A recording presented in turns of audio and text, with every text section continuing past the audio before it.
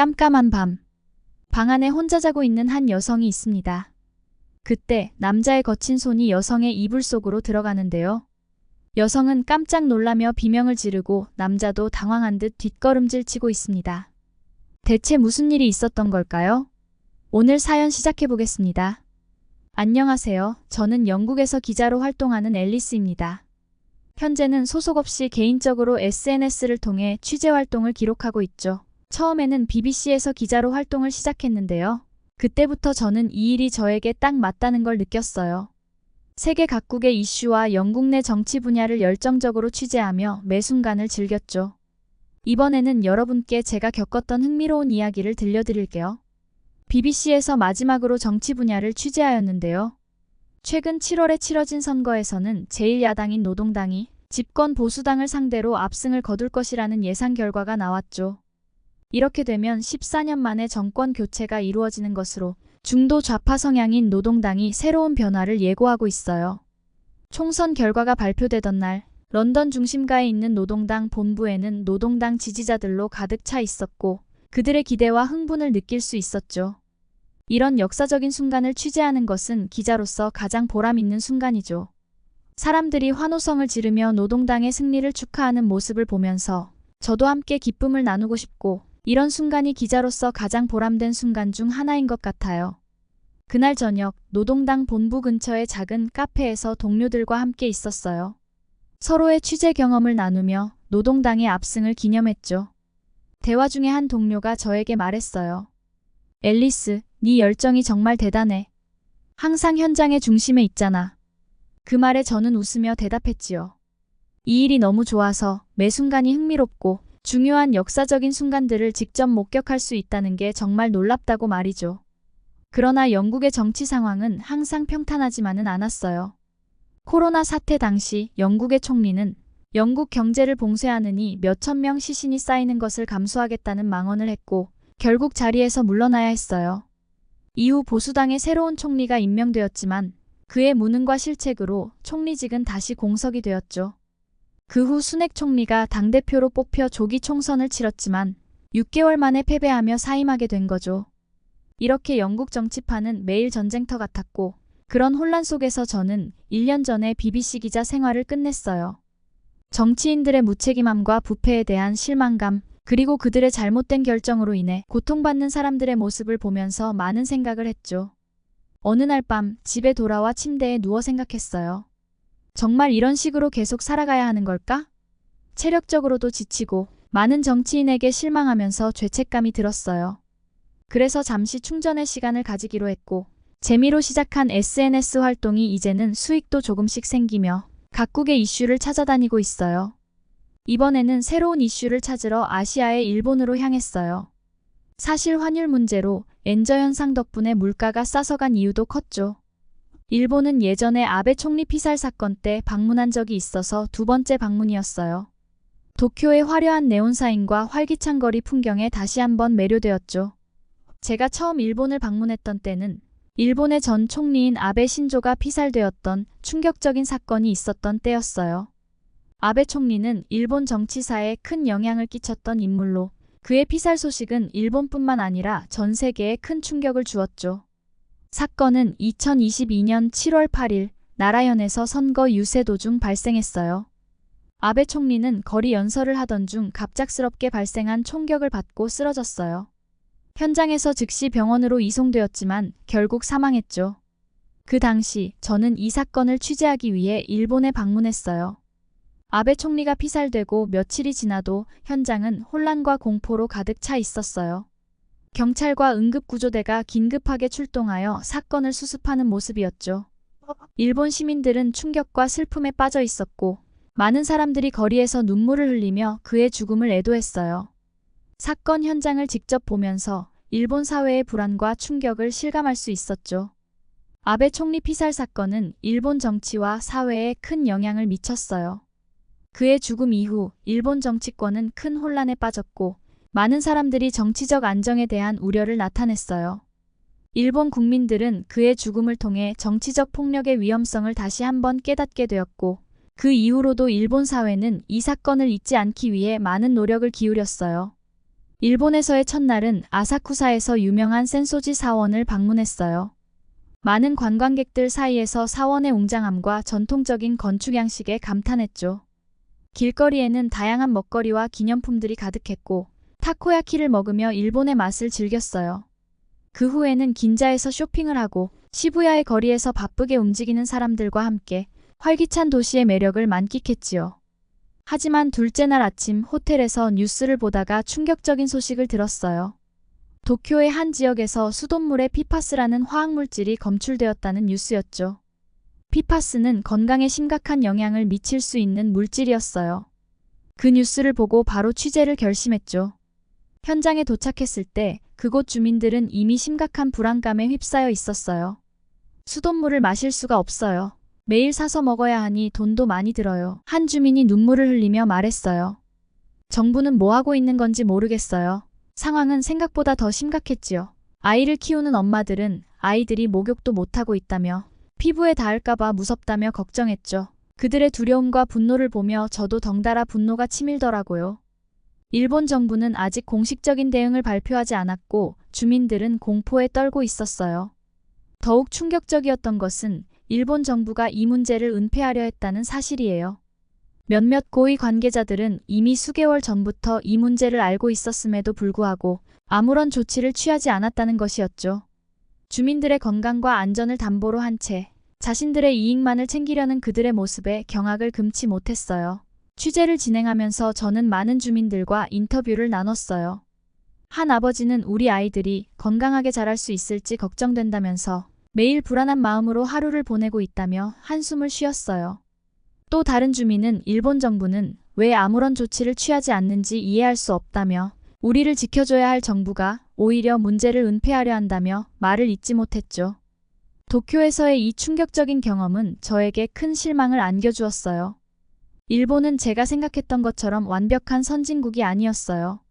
화려한 네온사인과 깨끗한 거리 뒤에는 무책임한 정부와 위험한 상황이 숨겨져 있었고 일본을 사랑했던 마음은 금세 사라져 그곳에 더 이상 머물 수 없다는 생각이 들었어요. 급히 한국에 있는 한국 기자에게 연락했어요. 여기 너무 실망스러워. 더 이상 일본에 있을 수 없겠어. 한국으로 갈게. 제 말에 한국 기자는 걱정하며 저를 한국으로 초대해 주었죠. 그렇게 저는 급하게 취재를 마치고 도망치듯 일본을 떠났어요. 그렇게 한국에 도착하였는데요. 한국은 예전에 여성 대통령이 탄핵된 이후 두 번째 방문이었어요. 그 첫 번째 방문은 제가 기자로서 가장 기억에 남는 취재 중 하나였죠. 한국의 첫 여성 대통령인 박근혜 대통령이 탄핵되었던 사건이었어요. 당시 한국 사회는 박 대통령의 최순실 게이트로 인해 큰 혼란에 빠져 있었어요.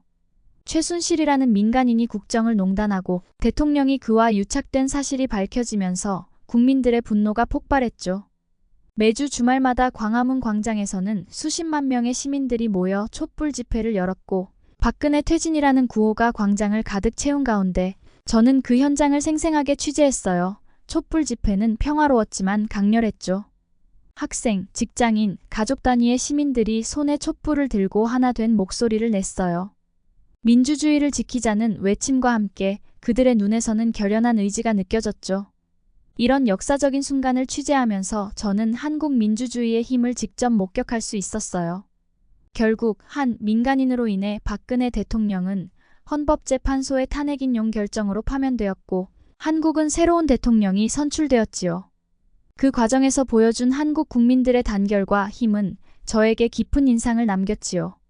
그때 취재 과정에서 알게 된 한국 기자는 이러한 이슈로 금세 친하게 되어 SNS로 항상 안부를 물으며 교류하고 지내고 있었죠. 이번에 한국에 도착했을 때 공항이 첨단도시 같고 좋은 향기가 나서 인상도 굉장히 좋았어요. 한국 기자의 집에 하루 머물면서 그동안 살아온 이런저런 이야기를 나누었지요. 그런데 갑자기 친구 기자가 긴급 취재 현장에 출동하게 되었어요. 한국에서는 야당 대표를 둘러싼 사건 사고가 끊이지 않고 있다고 했어요. 고발 고소가 끊이지 않고 있고 대낮에 피습을 당한 사건도 일어났다고 해요. 그 사건은 부산에서 발생했는데요. 야당 대표는 한 행사장에서 연설을 마치고 나오는 길에 한 남성에게 흉기로 공격을 당했고 공격은 갑작스럽다 보니 현장은 순식간에 아수라장이 되었다고 해요. 야당 대표는 급히 병원으로 이송되었으나 다행히 생명에는 지장이 없었죠. 친구 기자는 그 현장도 취재하러 부산까지 다녀왔었다고 해요. 친구 기자의 긴급 출동으로 저는 친구 기자의 아버지와 어색하게 단둘이 집에 남게 되었는데요. 저는 낮 동안 에어컨 바람을 너무 많이 쐬어 감기에 걸린 것 같았어요. 그래서 저녁에는 기운이 없어서 일찍 잠자리에 들었는데요. 그날 밤 저는 깊은 잠에 빠져 있었고 갑자기 낯선 느낌이 들어 잠에서 깨게 되었어요. 눈을 뜨니 친구 기자의 아버지가 제 이불 속으로 손을 집어넣고 있는 거예요. 순간 너무 놀라서 비명을 지르며 몸을 뒤로 물러났어요. 뭐 하시는 거예요? 제가 떨리는 목소리로 물었죠. 아버지는 당황한 표정으로 손을 급히 빼며 미안하다고 잠에서 깨울 생각은 아니었다며 변명 아닌 변명을 하시는 거예요. 이 상황을 어떻게 수습해야 할지 당황스러움 그 자체였어요. 그때 아버지는 이렇게 말하셨어요. 앨리스, 네가 감기에 걸린 것 같아서 방바닥이 따뜻한지 확인하려던 거였단다. 저는 그 말을 듣고도 쉽게 믿을 수가 없었어요. 너무 놀라고 무서웠거든요. 아버지는 진심으로 사과하며 설명을 이어갔어요. 네가 낮에 에어컨 바람을 너무 많이 쐬어서 감기에 걸린 것 같았어.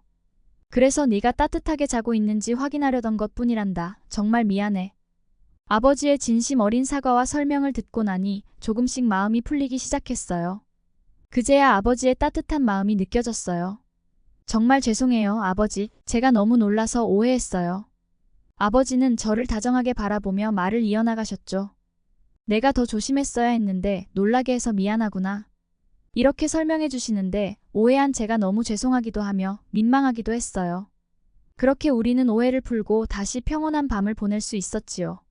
아버지의 따뜻한 배려와 진심을 느끼며 저는 점점 더 한국이라는 나라와 사람들에 대한 호감이 커졌어요. 다음 날 아침이 되어서야 친구 기자가 돌아왔지요. 친구 기자는 피곤해 보였지만 그의 눈에는 열정이 가득했어요. 저에게 한국을 소개시켜주겠다며 아버지와 함께 우리는 경복궁으로 향하며 그동안 있었던 일들을 이야기 나누었지요. 경복궁은 정말 아름다웠어요. 경복궁의 광활한 마당과 웅장한 건물들은 한국의 역사를 고스란히 담고 있었죠. 근정전 앞에서 사진을 찍으면서 그 옛날 조선의 왕들이 걸어다녔을 이곳에서 느껴지는 기운에 감탄했어요. 함께 온 아버지는 경복궁의 역사와 건물 하나하나에 담긴 이야기를 들려주셨어요. 이곳은 왕이 중요한 국정을 논하던 근정전이라고 해. 이 계단을 따라 왕이 올라가며 많은 결정을 내렸지. 그의 설명을 들으며 역사 속으로 들어간 듯한 느낌을 받았어요. 특히 경복궁 내의 아름다운 연못과 정자, 그리고 전통 건축물들이 너무 인상적이더라고요.